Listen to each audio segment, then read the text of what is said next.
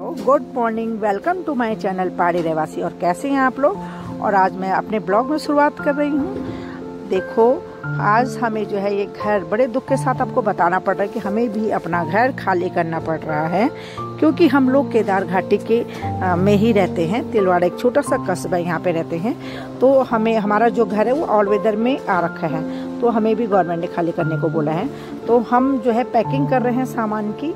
और ये देखिए मेरे फादर इन लॉ के कपड़े हैं। और कपड़े देखो आप कैसे, मैंने 12-13 साल तक भी उनके कपड़े हमने ऐसे संभाल के रखे हैं। लोग कहते हैं ना कि मर गए तो चलो फेंको उनके कपड़े, उनके साथ ये इसको करो उसको करो। नहीं, बुजुर्गों का कपड़े में मुझको ये लगता है कि आशीर्वाद के रूप में हमारे साथ है। तो मैंने रखे हैं बड़े संभाल के। मन होता है कि दादाजी के हैं, अपने बच्चों को दिखाती हूँ।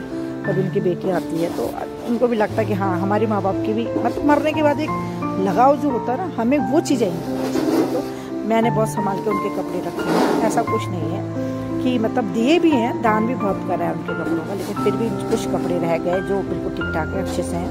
तो बुजुर्ग होंगे, हस्बैंड है, पहनेंगे क्या हो, तो माँ बाप के ही तो कपड़े होते हैं। ये देखो मेरी सास का बटुआ है, बटुआ में देखो चिल्लड़ रखे हैं, उनका बक्सा अलग है, उनके भी कपड़े थे, वो मेरी दूसरी सास पहन लेती उन कपड़ों को, पर फिर भी उनके कपड़े भी हमने रखे हैं। और मुझे जो है बहुत दुख हो रहा है आज ये सब दिखाने में भी। सॉरी, मैं मतलब दिखा रही हूँ कि देखो यादें रह जाती हैं। इंसान जो है कितने आए और कितने चले गए धरती में, लेकिन जो है इस घर से हमारी बहुत सारी यादें जुड़ी थी।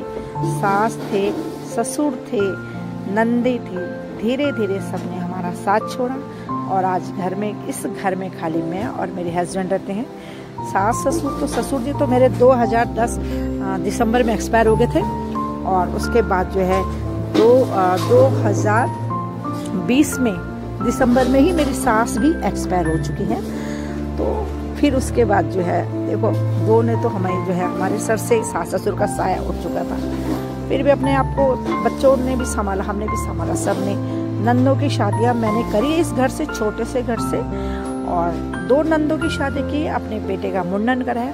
आपको यकीन नहीं होगा, छोटा सा एक छोटे छोटे 2 कमरे हैं। फिर हमने ऐसे डबल स्टोरी करके, ट्रिपल स्टोरी करके बना रखे हैं। लेकिन एक टाइम था जब रहने के लिए जगह नहीं होती थी, और आज एक वो वक्त है जब यहाँ इंसानों की कमी और सामान इतना ज़्यादा है ना। हर कमरे के बिस्तर मतलब पता नहीं कितने कितने गद्दे हैं। ऊपर का तो खैर अभी मैंने खोला नहीं है, तो अभी इन्हीं का ही रूम है। और जो भी आता था ना सबसे पहले इसी कमरे में आते थे। फर्स्ट में ही रूम पड़ता है, तो जितने भी हमारे ऐसे गेस्ट होते थे घरेलू, जो हमारे रिश्तेदार हैं, सब यहीं पे बैठ के चाय पानी पीते थे। और इस सामने किचन की विंडो दिख रही है। और ये देखो मैं आपको एक चीज़ और दिखाती हूँ। भट्टू है, हम गांव से लेके आए थे। मेरे सास ससुर होता है, पुराने लोगों को तो पुराना खाना ही पसंद आता, तो भट्टू की दाल जो है आपको भी पसंद होगी, सबको स्वादिष्ट होती है। चारों में जो है इसमें बहुत टेस्ट आता है। पीतल का बना होता है, ये पीतल का बना होता है, लेकिन खाना इसका जबरदस्त होती है। मोटी दाल जो होती है ना, इसमें उबाल के खूब इसको धीमी आंच पे बनाओगे तो बहुत टेस्टी होती है। तो ये भी जो है यादों में है। किसी ने बोला बड्डू में आज तोड़ की दाल बनाओ, किसी ने बोला राजमा की बनाओ, किसी ने बोला नहीं काली दाल बनाओ। तो बच्चे बहुत पसंद करते, तो बनाए हमने वक्त के साथ साथ। और ये हमारे साथी हैं, और इंसान आते गए और चलते गए, है ना। नंदों की भी शादी हो गई, उनके भी अपनी गृहस्थी अच्छे से चल रही है, अपने घरों में खुश भी चाहिए। और मेरे बच्चे भी है, मेरे बच्चे भी बाहर रहते हैं। बस आज हम 2 ही हैं ये शॉप में। इन्होंने मुझे कहा कि फटाफट गाड़ी आने वाली है, तुम ये सब समेटो। तो आज से जो शुरुआत कर रहे हैं घर को समेटने की। और मैंने सोचा चलो ब्लॉग बनाते हैं। घर ना ईंट और पत्थर का नहीं होता है, घर होता है इंसानों से। इंसान है ना तो घर बनता है। घर में एक अच्छी कुशल गृहिणी होगी ना तो वो घर बनाएगी।